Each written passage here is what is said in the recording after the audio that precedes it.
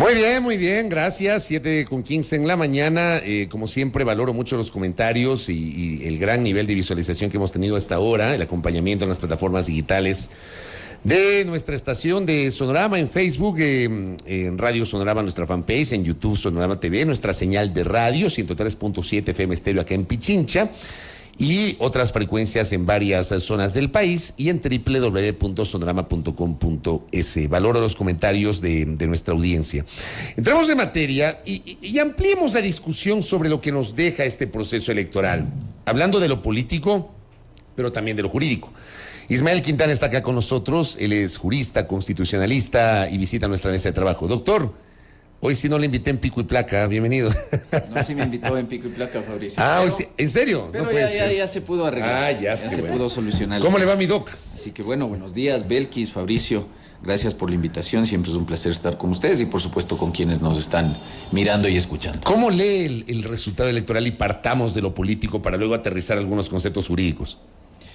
Bueno, naturalmente fue una sorpresa a partir de lo que se venía manejando en las encuestas, el tema del ascenso estrepitoso de Daniel Noboa en los últimos días, porque claro, yo le vine escuchando en el auto y claro, el segundo lugar estaba ocupado dependiendo de la encuestadora que anunciaba, ¿no es cierto? Ya, lo que nunca estuvo en discusión, más allá del fanatismo ciego, era el primer lugar de la Revolución Ciudadana. Me parece que eso era la regla general, ¿no es cierto?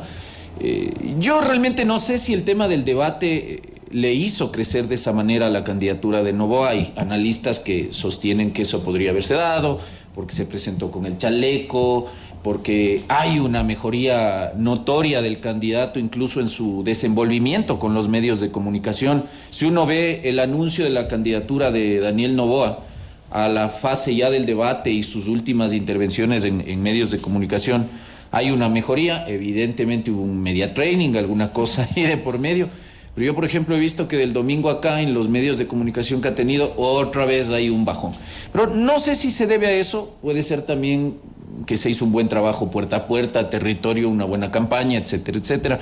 Pero sin duda alguna creo que nadie la veía venir. El hecho de que no se mostró como un candidato confrontativo, quizá. A mí me parece que eso fue bueno y me parece que ese es un mensaje que él sigue dando ahora y yo eso es lo que rescato de él. Es decir, salir ya de esta confrontación. Yo por eso sí me alegro que el candidato de la lista 25, el reemplazante, no haya avanzado a la segunda vuelta electoral, porque una segunda vuelta electoral entre el correísmo extremo y el anticorreísmo otro extremo, que es el anticorreísmo rabioso, y le está hablando a alguien que no ha comulgado precisamente con el correísmo, pero que ya está cansado también de que la política en el país gira en torno a la figura del correísmo versus este anticorreísmo. Entonces, me parece que eso, él abandona ese discurso y eso creo que lo hace bien. Lo sigue manteniendo en el sentido de decir, yo no soy anti nada, yo no soy anti Correa, no soy anticorreísmo, yo soy pro, él dice pro Noboa, ¿no? Y soy pro empleo y soy pro seguridad. Ese es el discurso que le habrán aconsejado mantener. Me parece que eso pegó y en gran medida ese 23 o 24% de la votación se refleja en eso, probablemente, en un electorado que está harto de esta discusión de extremos y que necesita un gobernante que le dé soluciones a estos problemas de inseguridad, empleo, salud pública, etcétera, etcétera. ¿Será Noboa la persona destinada para darle esa solución? Lo veremos en el transcurso de este muy largo trecho de la segunda vuelta electoral, que a mí me ha llamado la atención, porque la Constitución dispone en el artículo 143 que si hay segunda vuelta electoral, esta se debe dar dentro de los siguientes 45 días. Y aquí hablamos de 55 días. Casi 60 días. Sí, no casi 2 meses. No sé si el Consejo Electoral entendió que son 45 días hábiles o qué, pero son casi 2 meses. Y me parece demasiado largo. Me llamó la atención en un Consejo Electoral que en este proceso ha sido muy riguroso con el tema de los tiempos, con el tema de los calendarios electorales, etcétera, etcétera. Pasó, por ejemplo, con el tema de la calificación de Zurita, porque mucha gente reclamaba que había que aplicar un procedimiento express cuando la norma, lamentablemente, no establecía un procedimiento express. Yo hubiese querido escuchar qué habría sostenido el anticorreísmo furibundo que apoya a esta lista. ¿Qué hubiese ocurrido? Dios no quiera y toco madera. que el candidato fallecido hubiese sido Arauz o Luisa González, por ejemplo. ¿Habríamos sostenido acaso lo mismo? Si le habríamos estado exigiendo al Consejo Nacional Electoral que viole la ley y que califique el reemplazo de González o de Arauz sin cumplir el procedimiento, sin que haya un trámite previo de revisión de requisitos, inhabilidades, prohibiciones, sin que se garantice el derecho de las organizaciones políticas a poder objetar, aunque sea con el más ridículo de los argumentos con el que objetó la Revolución Ciudadana la candidatura de Cristian Zurita, porque era un argumento que no tenía fundamento jurídico. Pero ese es el procedimiento. Es decir, yo no sé de dónde se sacó la semana anterior esto de que hay un procedimiento ordinario y hay un procedimiento extraordinario. Eso no existe en la ley. Es decir, la ley regula casos en los cuales un candidato por A o B razones puede ausentarse, inhabilidad física, lamentablemente por una muerte, en este caso un asesinato, en cuyo caso la organización política lo tiene que reemplazar. Pero naturalmente ese reemplazo tiene que cumplir un procedimiento de calificación previa, de objeción política previa, para alcanzar firmeza. Ya ocurrió en 2021, cuando el correísmo intentó inscribir la candidatura de Rafael Correa a la vicepresidencia. Muchos dijimos, el señor está inhabilitado, no lo puede calificar, por lo tanto tiene que dar oportunidad a la organización política que lo reemplace. Alguien dijo que Correa no tenía, o que el reemplazante, que en este caso fue Carlos Rabascal, no tenía que pasar un proceso riguroso de revisión de requisitos, inhabilidades, prohibiciones. Sí, tenía que pasar. Tenía que pasar y se aplicó. Entonces, ese argumento a mí me molestó. Porque sobre la base... O sea, depende del personaje, depende de la organización política, claro, de acuerdo. Como ahora era la lista 25 y estábamos en un momento así, muy delicado desde el lado humano, por supuesto, ha fallecido, le han asesinado no solamente un candidato, sino sobre todo un ser humano. Pero sobre la base de eso, hubo una organización política que quiso tener un privilegio del que no han gozado otras. Entonces, califíqueme rápido. Pues, o sea, es que una cuestión de, yo voy al CNE, prácticamente le estoy informando que el candidato reemplazante era el señor Zurita, y sobre la base de eso, el CNE tenía que... Por ejemplo, ¿qué tal si Zurita debía pensiones alimenticias? ¿Qué tal si Zurita tenía contratos con el Estado? O si, por ejemplo, en realidad sí estaba afiliado, era adherente permanente de alguna organización política. El 336 de la ley electoral en esa materia es lo suficientemente claro. Es un impedimento. ¿Qué tal si esa afiliación era verídica? No. Afortunadamente para la lista 25, fue falso. Luego de un examen grafológico cuyo contenido hasta ahora no se ha hecho público, realmente me sorprende que en una cuestión de 2, 3 o 4 horas el CNE haya hecho un examen grafológico. Eso a veces demora y los peritos grafólogos tienen sus técnicas y eso. Pero bueno, se hizo un examen grafológico express, se determina que la firma no correspondía al ex candidato Zurita y por lo tanto estaba habilitado jurídicamente para participar. Pero ¿qué tal si eso no era así? Es decir, ¿qué tal si el hombre sí estaba afiliado al movimiento Reto? La ley prohíbe tener candidatura por 2 movimientos o pertenecer a 2 movimientos y participar por uno en calidad de candidato. Debía plantearse otro nombre en ese caso. No, ya no había posibilidades de reemplazo en esas condiciones. Es decir, ahí sí, chao binomio, y se quedaban fuera. Entonces, esto también, y eso fue como la cereza del pastel, ¿no? Porque usted dice, claro, fallece Villavicencio, es asesinado. Muchos dijimos, bueno, más allá del dolor, la organización política tenía que iniciar el procedimiento para reemplazarlo, como dispone el 112 de la Ley Orgánica Electoral, y empezar. Que la señora González tenía que reemplazarlo, porque ese es el legado del señor Villavicencio. Que tampoco se podía porque las candidaturas son unipersonales e irrenunciables. Que aquí ella era la que él escogió para que lo subrogue ante casos de ausencia temporal o definitiva. Bueno, una cosa ahí, mezclando los mecanismos de sucesión presidencial que están establecidos en la Constitución para los casos en los cuales una persona no solo ha sido candidato, pues, sino que gana la elección de presidencia, asume el cargo y estando en funciones se ausenta temporal o definitivamente. En ese caso, naturalmente, la Constitución plantea mecanismos de subrogación o de reemplazo. Pero la señora González no es vicepresidente y el señor Villavicencio no era presidente de la República, era apenas uno más de los 8 candidatos a la presidencia. Ahí no hay mecanismo de subrogación o de sucesión. La norma es clara, tenía que ser reemplazado. y tenía que ser reemplazado por una persona que venga de la misma organización política, pero cumpliendo con las condiciones del Código de la Democracia, y una de esas condiciones era el tema de la irrenunciabilidad de la candidatura, que fue otra de las... Pero es que este no es un reemplazo, este es una subrogación, ella es la vicepresidenta. Entonces dijimos, no, pues, la señora tiene una candidatura en firme, esa candidatura, guste o no, a mí me parece una torpeza eso de la irrenunciabilidad de la candidatura, pero mientras el 108 de la ley electoral esté vigente, se tiene que cumplir. Entonces, no podía ser el reemplazo de Villavicencio. Se pasaron 4 días en eso, se pasaron 4 días formulando consultas al Consejo Electoral cuando el CNE no es órgano de absolución de consultas. No cabía este pliego de preguntas planteadas. Pero por supuesto, planteadas. Si usted quiere que alguien le inteligencie sobre la aplicación... Vos un asesor. No solo eso, porque bueno, si el asesor es su colega Payares, estamos fregados, pues no, mi querido amigos.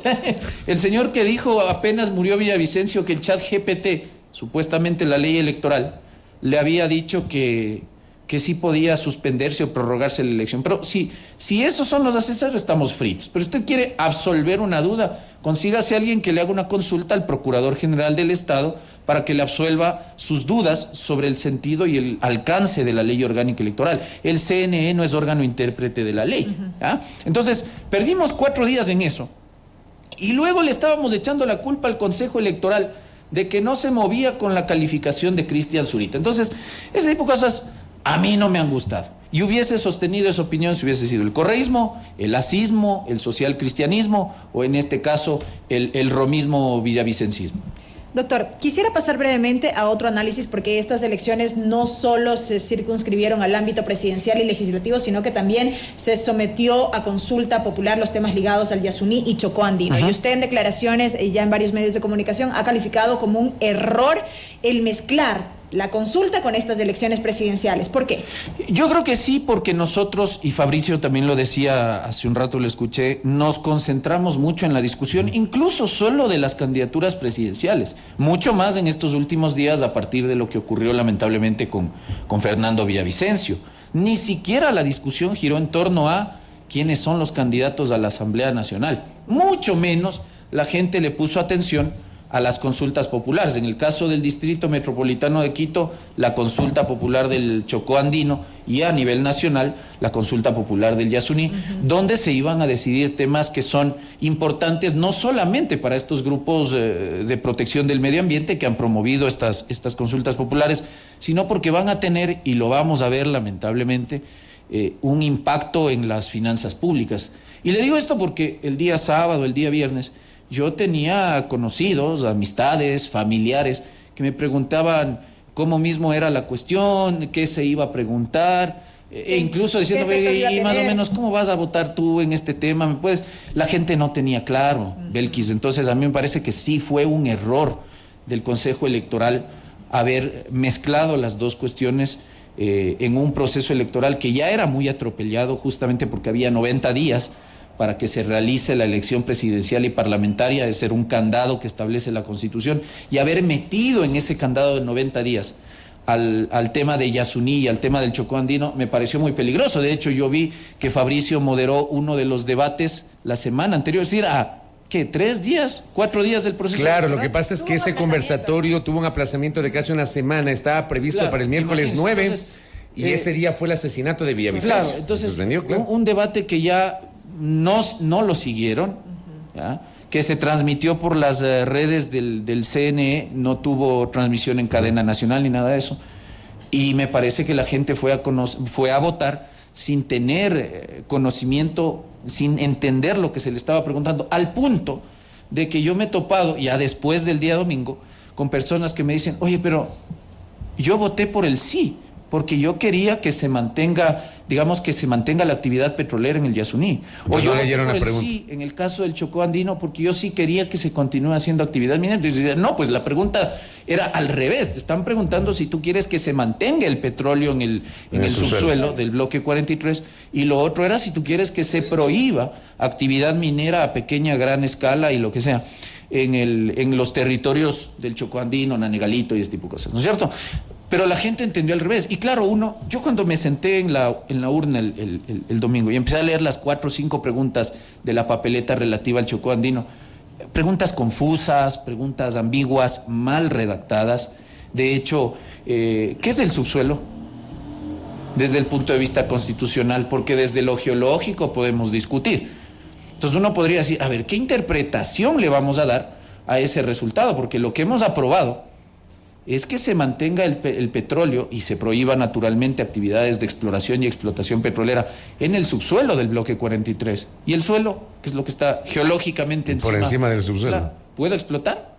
Es decir, Petroecuador podría seguir realizando actividad extractiva en el suelo y no avanzar al subsuelo, que es lo que finalmente se aprobó en urnas. ¿Y a partir de dónde, a partir de cuántos metros se llama subsuelo? Efectivamente. Eso dice usted. Ese tipo de cosas debieron haber quedado definidas y lo suficientemente debatidas. Pero la culpa es de la Corte. Sí, Exacto, naturalmente. La Corte se lo ha tomado a la ligera. Y en el caso del Chocó Andino, porque ventajosamente, en el tema del Yasuní, la única empresa que realiza alguna actividad petrolera, afortunadamente es Petroecuador, es decir, el Estado.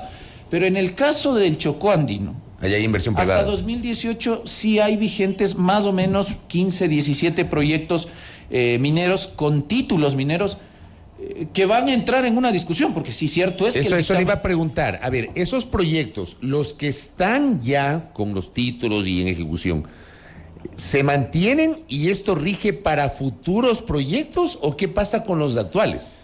Según el dictamen de la Corte, que es, insisto, muy ambiguo en esto, habla de que ahí habrían situaciones jurídicas consolidadas. Esta tesis de la Corte de la seguridad jurídica y que usted tiene unas situaciones jurídicas consolidadas. Entonces, eso significaría que no se afecta a los vigentes. La Corte daría a entender que todos estos proyectos mineros que ya están realizando una actividad que es constitucionalmente lícita, no tendrían por qué sufrir afectación por efectos de la aprobación de esta consulta popular, si no habría ahí un efecto retroactivo.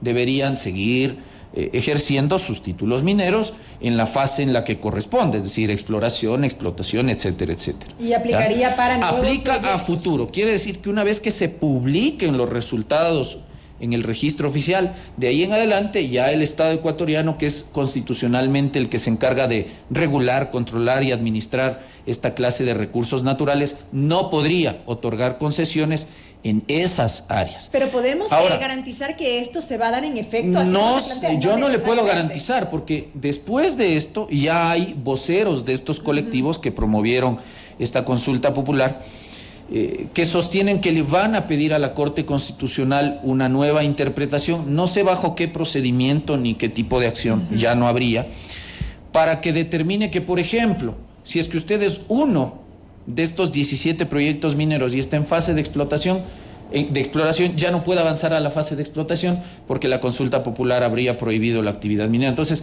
fíjese usted que la ambigüedad con la que la Corte trató estos temas, porque la Corte debe haber sido clara. Usted en este mapa, en este catastro minero, en este sector, usted tiene 17 proyectos. Esos 17 proyectos tienen derechos adquiridos porque cuando el Estado otorga una concesión minera, está extendiendo, está creándole un derecho a la empresa que ejerce esa actividad.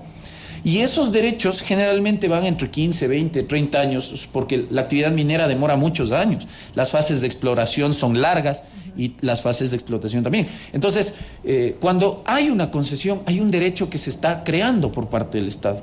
Es una situación jurídica consolidada que no podría ser desconocida por el resultado de esta consulta popular. Eso es lo que debería ocurrir. No le puedo yo garantizar que finalmente eso es lo que ocurra, porque esto es Ecuador. Y en Ecuador la inseguridad jurídica lamentablemente es la regla general. Esta ambigüedad de la que habla podría acarrear eventualmente demandas por parte de esas empresas que mantienen estos contratos. Naturalmente que si el Estado ecuatoriano no garantiza que estas empresas que recibieron títulos mineros antes de la consulta popular ven truncada su actividad, podrían acudir a instancias no solo nacionales, sino probablemente ya en el ámbito del arbitraje internacional, donde al Ecuador le ha ido muy mal, porque piense usted que cualquiera de estas empresas incluso tiene nacionalidad de un país con el cual el Ecuador tiene tratados bilaterales de inversión, por ejemplo.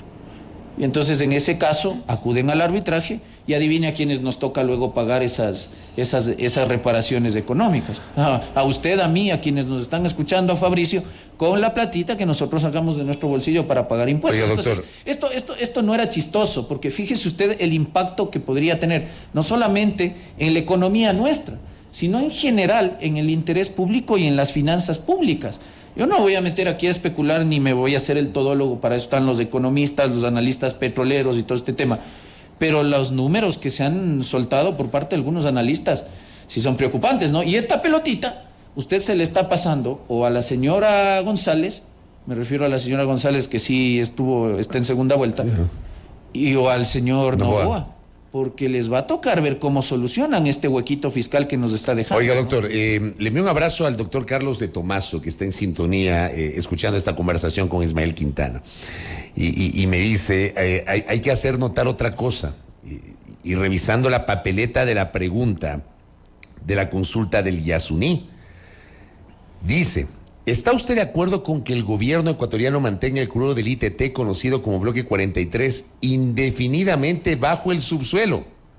O sea, dice así, indefinidamente bajo el subsuelo. No dice en el subsuelo o bajo el suelo, dice bajo el subsuelo. O sea, eso es más abajo del subsuelo. Claro, entonces, fíjese usted, ¿no? Yo pregunto. Es que ahí es cuando mire, a la Corte Constitucional hay que respaldarla cuando corresponde, pero también hay que cuestionarla.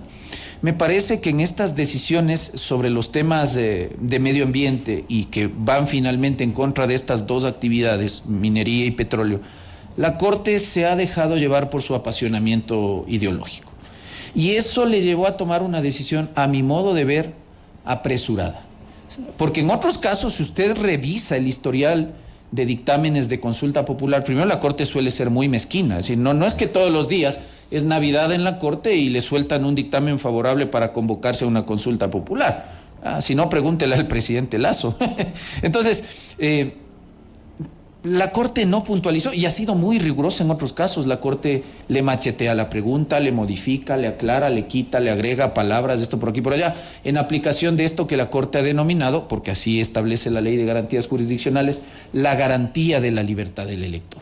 Es decir, que el elector, cuando va a la urna y recibe la papeleta donde está la pregunta, tenga la certeza y pueda comprender lo que se le está preguntando con una pregunta redactada en un lenguaje claro, sencillo, equilibrado, que no tenga carga valorativa. Todo eso tiene que controlar ¿quién? No el CNE, no el proponente de la consulta, la Corte Constitucional. Y el día en que usted suelta una pregunta como esa, yo por eso cuando vi esta cuestión dije, esto del subsuelo, del suelo, hay geólogos en la Corte Constitucional para que le puedan a usted explicar cómo entender esto de debajo del subsuelo, hasta dónde entendemos.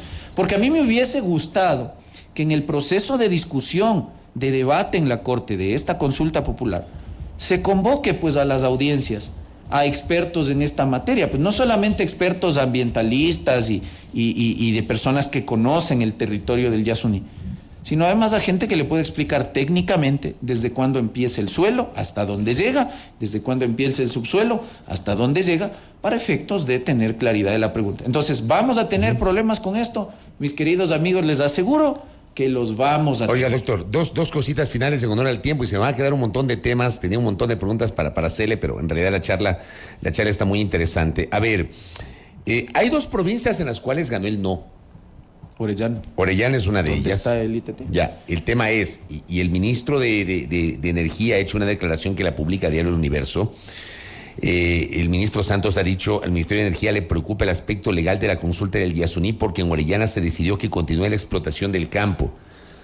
Yo le pregunto a usted si efectivamente tiene asidero esa preocupación cuando se supone que es una pregunta nacional. No, tiene que ver con, es una consulta popular con carácter y efecto nacional. Y por lo tanto no vamos a estar computando resultados. Esto nos sirve para el análisis ya, la discusión, decir, claro, fíjese usted que como en la provincia donde está el extractivismo supuestamente hay población que podría verse afectada por eso, está diciendo, no, yo sí quiero que continúe la actividad. Pero como no es una consulta popular de carácter local, sino extendida al ámbito nacional, el resultado ya en nivel global O sea, no hay discusión interesa para entonces. efectos de su aplicación. O sea, esta postura del ministro Sí. entonces es como No, muy, no. estira mucho la... No, me parece que es hacer visible la posición de la gente que, entre comillas, se vería afectada ambientalmente por este tema, pero jurídicamente el resultado a nivel nacional, que es lo que interesa, el ministro debería leer el artículo 104 de la Constitución, tiene un efecto vinculante para todo el territorio nacional. Y lo último, Patricio Carrillo.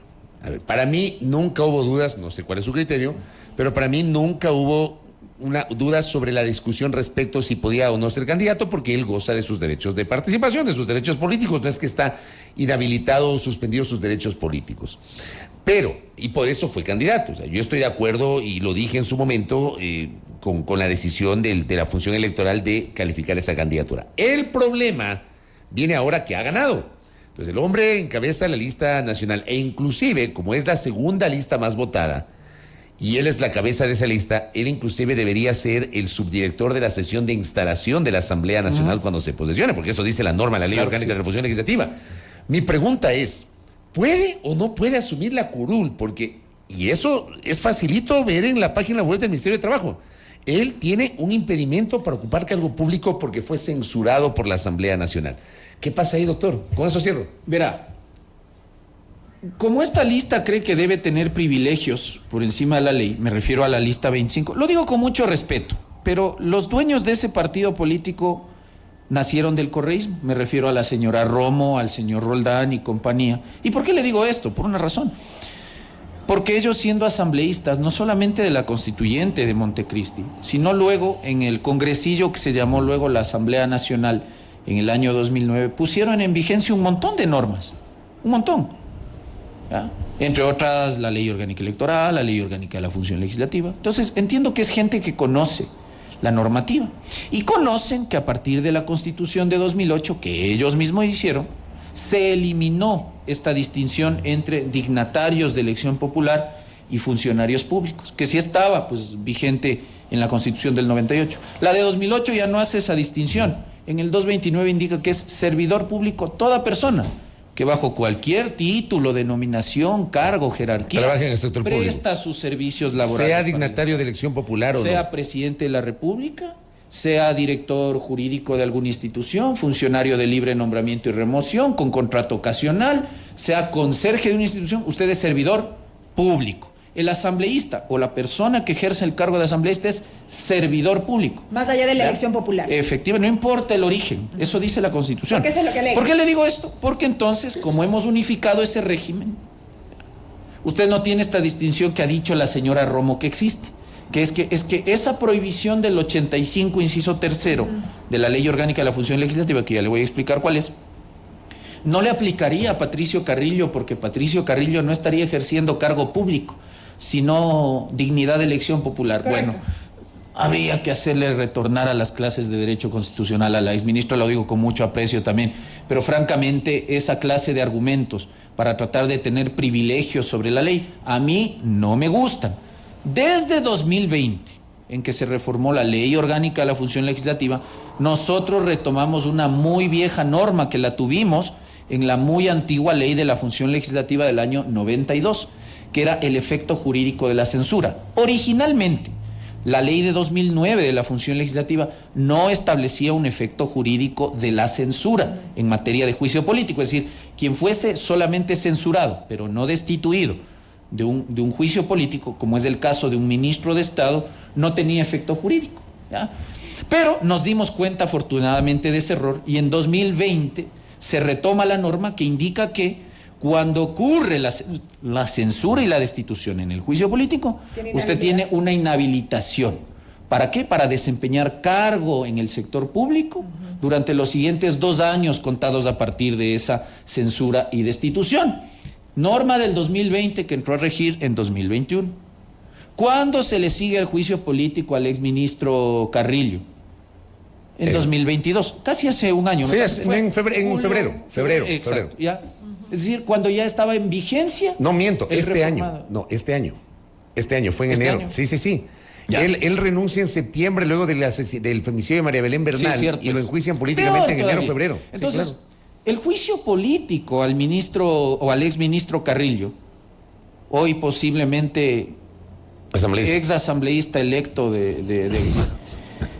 ya se produjo en vigencia del artículo 85, inciso tercero, reformado de la Ley Orgánica de la Función Legislativa. Quiere decir que el señor tiene un impedimento, una inhabilitación para posesionarse del cargo, ¿ya?